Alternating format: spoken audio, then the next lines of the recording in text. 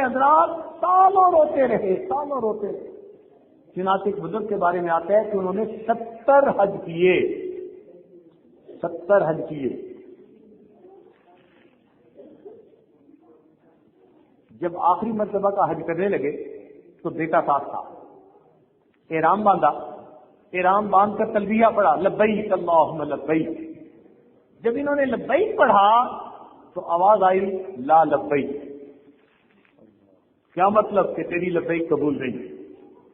اب جب یہ آواز آئی تو بیٹے نے بھی سنی تو وہ کہنے لگا ابو جب ہماری لبیک قبول ہی نہیں تو پھر حج کرنے کا کیا فائدہ, احرام اتار دیجیے.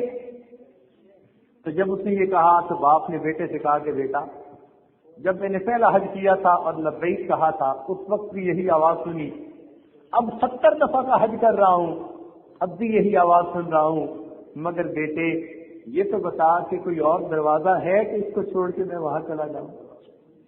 وہ قبول کرے نہ کرے مجھے حج تو یہی کرنی ہے, اب دروازے تو اسی سے پکارنا ہے. ان کی یہ بات اللہ کے ہاں قبول ہو گئی. فوراً ان کے دل میں ڈالا گیا میرے بندے تیرے اس عاجزی کی وجہ سے ہم نے 70 دفعہ کے حجوں کو قبول کرنا. تو اس لیے حج کے لیے جانا ہے تو وہاں عاجزی اور زاری اتنی کیجیے حتیٰ کہ حج کو قبول کروائیے. یہ ہے ہی محبت کا سبب, عجیب محبت.